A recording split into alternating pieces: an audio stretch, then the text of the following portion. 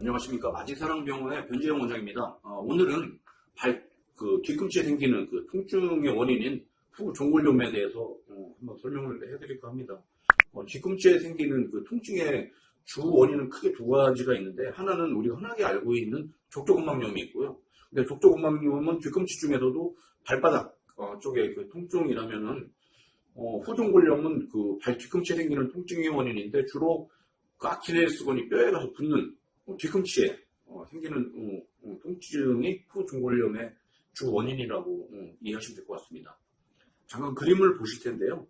후종골염은 아킬레스건이 뒤꿈치에 그 종골이란 뼈에 와서 붙게 되는데, 젊은 나이에 운동선수를 했다든지 아니면은 젊어서부터 족구나 배드민턴 같은 그 운동을 나이 먹어서까지 운동을 하는 분들 같은 경우에 그 무릎에 오소구시병 같이 뼈가 이게 더 자라는 경우가 있습니다. 만약에 이 더 자란 뼈가 그냥 종골뼈에 부착이 되어 있다면 상관이 없는데, 오소구시병도 마찬가지인데, 이 자라있는 뼈가 원래 뼈에 그 분리가 돼서 떨어져 있는 경우가 있습니다. 이런 경우에는 특히 이제 아킬레스건 같은 경우에는 우리가 까치발을 쓰는 자세와 같이 착지를 할 때 그 힘을 많이 쓰는 그 힘줄이 되는데, 이런 경우에 아킬레스건에 그 자극이 가게 되면은 뼈에 염증이 생기면서 통증을 일으킬 수가 있는데, 이 후종골염은 아주 불편하고, 통증도 심하고, 또는 이제 뒤꿈치가 이게 정상보다 불어나기 때문에, 돌출이 되기 때문에, 구두 같은 것도 신기가 없고 불편하고, 일상생활에 아주 불편한 통증을 야기하는 그런 병이 되겠습니다. 그동안, 저희가 후종골염에 대해서 치료도 하고 수술도 해본 결론은, 일반적으로 후종골염이 있는 분들은 진단은 그렇게 어렵진 않은데, 비수술적인 치료로서는 치료가 잘 안 되고, 궁극에는 수술을 하게 되는데, 사실 막상 수술을 하게 되면 수술적인 치료가 수술하는 의사의 입장에서는 좀 부담 가는 수술이거든요. 그래서 오늘은 저희 병원에서 수술적인 치료를 해서 좋아지게 하는 그 과정을 잠깐 설명을 해드리겠습니다. 잠깐 사진을 보면서 설명을 해드릴 텐데요.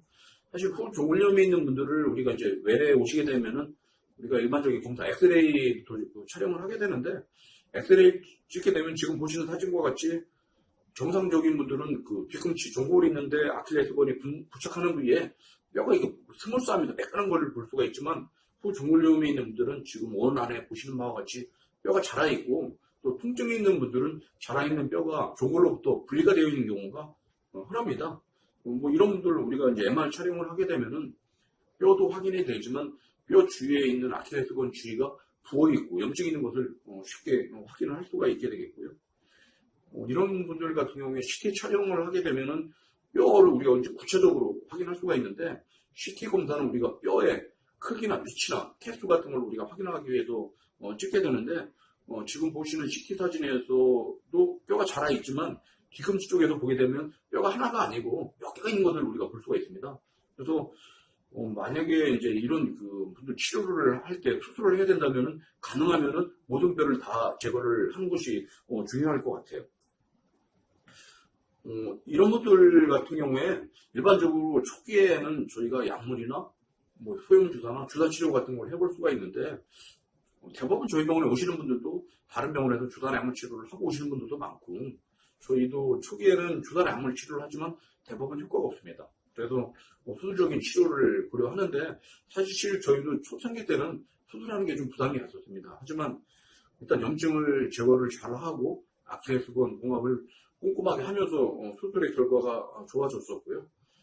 잠깐 수술의 과정을 좀 보여드리면, 지금 보시는 사진이 수술할 때 저희가 과정을 찍어놓은 사진이 되겠는데, 일단은 수술을 하기 전에 제일 통증을 일으키는 뼈의 위치를 확인하고, 그 뼈를 중심으로 절개가 들어가겠고, 대부분 그 뼈가 제일 큰 사이즈가 있는 뼈의 위치가 되겠습니다. 그래서 아킬레스건을 잘 박리를 해서 뼈를 제거를 하게 되겠고, 그 주위에 있는 뼈도 미리 CT나 이런 검사를 통해서 위치나 크기나 사이즈를, 개수 같은 걸 정해서 확인을 해서 제거를 하게 되겠고요.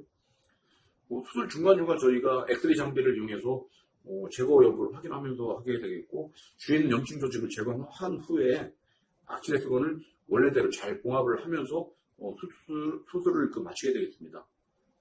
막상 수술을 하게 되면은 원래 우리가 생각했던 것보다는 뼈에 그 크기가 크게 되겠고요. 염증 조직까지 제거를 하게 되면 꽤 많은 그 염증을 제거를 해야 되는 경우가 많은데, 지금 보시는 사진은 각각의 다른 분의 그 제거한 뼈를 보여드리고 있는데, 염증 조직이나 그 뼈가 개수가 꽤 많고 크기도 큰 것을 볼 수가 있습니다.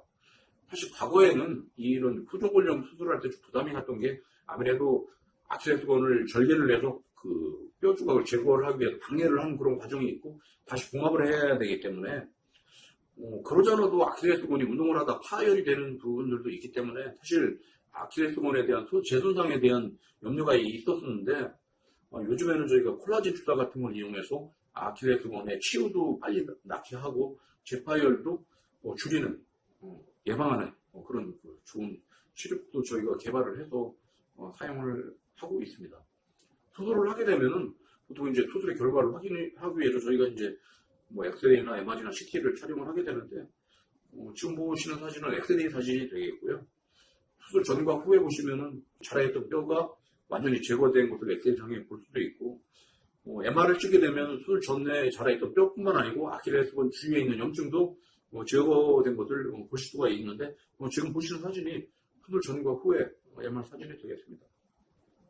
CT 사진을 보게 될 때도 수술 전에 있던 뼈가 수술 후에 그 제거가 된 것을 볼 수가 있고요.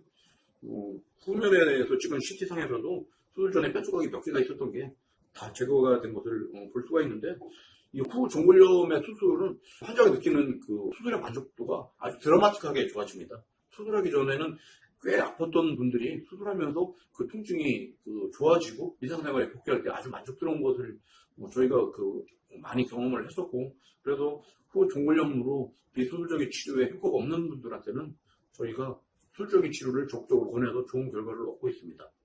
오늘은 발 뒤꿈치에 생기는 그 통증의 원인인 후 종골염에 대한 올바른 치료법에 대해서 그동안 저희가 가지고 있었던 경험과 노하우를 설명을 해드렸습니다. 감사합니다.